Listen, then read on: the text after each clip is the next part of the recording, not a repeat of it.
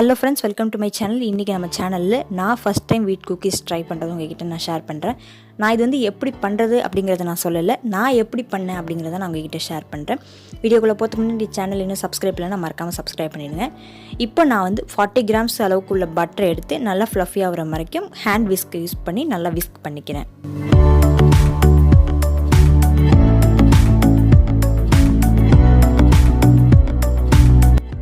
இப்போது நல்லா ஃப்ளஃபி ஆகிடுச்சு. இந்த கன்சிஸ்டன்சி வந்துருச்சு. வந்த பிறகு பவுட்ரு சுகரை நான் 40 கிராம்ஸ்க்கு ஆட் பண்ணிக்கிறேன்.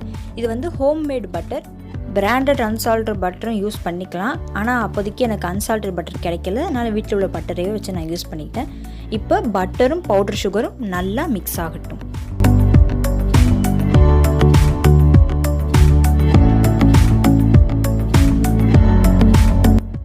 இப்போது பட்டரும் பவுடர் சுகரும் நல்லா கலந்து ஃப்ளஃபியாக இருக்குது. இந்த ஸ்டேஜில் நம்ம 1 டீஸ்பூன் அளவுக்கு வெண்ணிலா எசன்ஸ் ஆட் பண்ணிக்கிறேன். இப்போ அதை நல்லா கலந்து விட்டுடலாம்.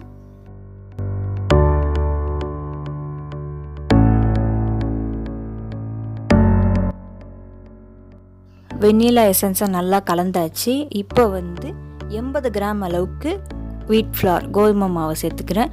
ஒரேடியாக எல்லாத்தையும் சேர்த்துக்கல, நான் கொஞ்சம் கொஞ்சமாக 2 தடவை இல்லை 3 தடவை இல்லை 4 தடவை சேர்த்து நான் நல்லா கலந்து விட்டுக்கிறேன்.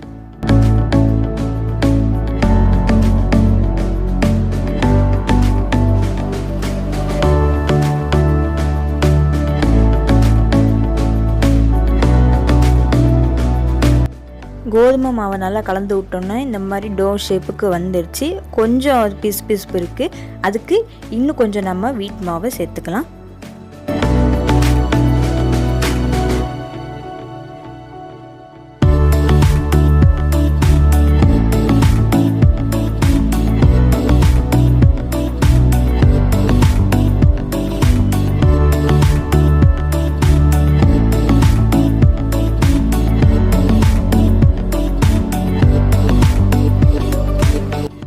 இப்போது மாவு கொஞ்சம் கெட்டியாக இருக்குது, அதுக்கு நம்ம கொஞ்சம் கொஞ்சமாக மில்க் சேர்த்துக்கலாம். மில்க்கும் அதிகமாக சேர்க்கலை, நான் அந்த ஒரு டோவ் ஷேப்புக்கு வர அளவுக்கு நான் கொஞ்சம் கொஞ்சமாக மில்க்கு சேர்த்து நான் அதை நல்லா பிணைஞ்சிக்கிறேன்.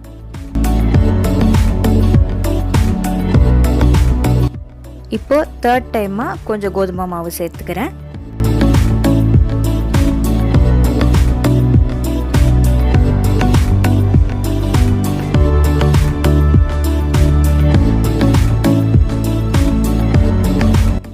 மாவு இப்போ கொஞ்சம் டைட்டாக இருக்குது, அதனால் நான் கொஞ்சம் மில்க் சேர்த்து இதை நல்லா மிக்ஸ் பண்ணிக்கிறேன்.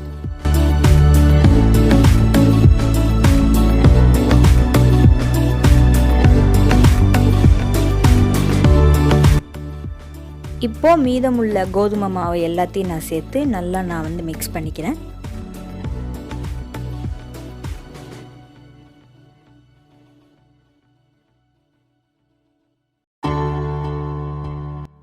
இப்போ நான் கொஞ்சம் மில்க் ஆட் பண்ணிக்கிறேன்.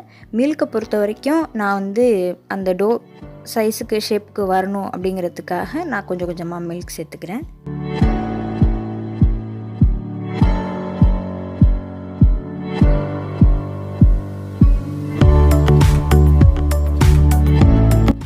இப்போ நமக்கு ஒரு டோ கிடச்சிருச்சு, வீட் குக்கீஸ்க்கான மாவு. இப்போ நான் அவனை ப்ரீ ஹீட் பண்ணிக்கிறேன். டோஸ்ட் மோடில் வச்சு 200 டிகிரி செல்சியஸ்க்கு ஒரு 10 மினிட்ஸ்க்கு. இப்போ நான் மெஷரிங் மேட்டை எடுத்து அதில் நான் கொஞ்சமாக பவுட்ரு சுகர் டஸ்ட் பண்ணிக்கிறேன். அப்புறம் நம்ம பேட்டரை இப்போ வளர்த்துக்கலாம்.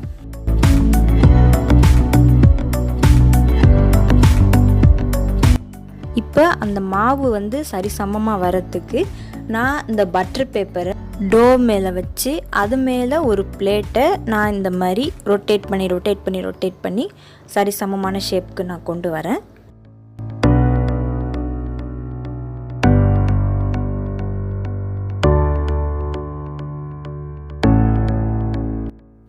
இப்போது நமக்கு டோ ரெடி ஆகிடுச்சு.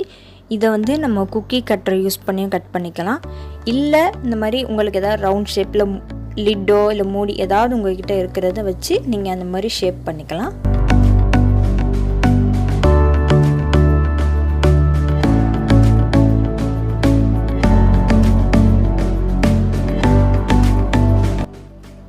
எக்ஸஸாக உள்ள மாவை எடுத்து திருப்பி அதை நான் வந்து ஃப்ளாட்டன் பண்ணி நான் குக்கி ஷேப்புக்கு கட் பண்ணி எடுத்துக்கிறேன். இப்போ அவன் ட்ரேயில் பட்டர் பேப்பர் வச்சுட்டேன். அதுக்கப்புறமா ஒவ்வொரு குக்கியவாக நான் எடுத்து ப்ளேஸ் பண்ணிக்கிறேன். ஷேப்ஸ் நீங்கள் எப்படி வேணாலும் க்ரியேட் பண்ணிக்கலாம். இப்போ நான் ஃபோர்க்கை யூஸ் பண்ணி நான் ஒரு ஷேப்பை நான் பண்ணிக்கிறேன். அது எனக்கு அவ்வளோவா வரல. இப்போ எங்கள் அம்மா தான் அதை பண்ணாங்க.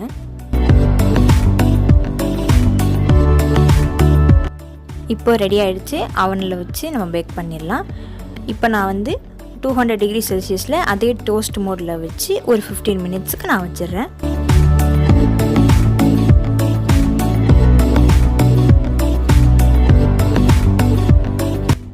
இப்போது குக்கீஸ் ரெடி ஆகிடுச்சு. இதை நம்ம வெளியில் எடுத்து கூல் டவுன் பண்ணிடலாம்.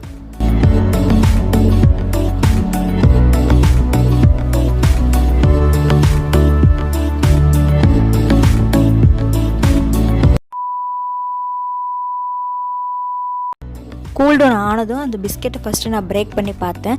அப்போ தான் ஒரு விஷயம் எனக்கு ஸ்ட்ரைக் அவுட் ஆச்சு. நான் பேக்கிங் பவுட்ரு சால்ட்டு ஆட் பண்ணவே மறந்துட்டேன். ப்ளஸ் இடையில வந்து என்னடா வேகவே இல்லையே அப்படின்ட்டு நான் கொஞ்சம் டெம்பரேச்சரையும் இன்க்ரீஸ் பண்ணிட்டேன். அதுதான் நான் பண்ண மிஸ்டேக்கு. இந்த வீடியோ மூலமாக நான் சொல்லப்படுற முக்கியமான விஷயம் என்னென்னா, சக்ஸஸ் ஃபஸ்ட் டைம் என்றைக்குமே வராது. ஃபஸ்ட்டு எடுத்த உடனே நம்ம சக்ஸஸ் எதிர்பார்க்குறது ரொம்ப பெரிய தப்பு. நம்ம வந்து ட்ரை பண்ணிக்கிட்டே இருக்கணும். நம்ம அந்த சக்ஸஸ் ரீச் ஆகிற வரைக்கும் நம்ம ட்ரை பண்ணிக்கிட்டே தான் இருக்கணும். யூடியூபர்ஸ் கேமரா முன்னாடி ஒரு விஷயத்த அவ்வளோ ஈஸியாக வந்து நம்மக்கிட்ட சொல்லிட மாட்டாங்க. அது நிறையா தடவை ட்ரை பண்ண பிறகு தான், அது சக்ஸஸ் ஆன பிறகு தான் நம்ம மக்களிடையே அவங்க கொண்டு வந்து சேர்ப்பாங்க. அதனால் நம்ம ஒரு வீடியோ பார்த்துட்டு அவ்வளோ ஈஸியாக இதுதானே இவங்க என்ன பண்ணுறாங்க அப்படின்னு நம்ம இடக்குறைவாக போட்டுறக்கூடாது. உங்களுக்கு இந்த வீடியோ ரொம்ப ஹெல்ப்ஃபுல்லாக இருக்கும்னு நினைக்கிறேன். லைக் பண்ணுங்கள், ஷேர் பண்ணுங்கள், சேனலை சப்ஸ்கிரைப் பண்ணுங்கள்.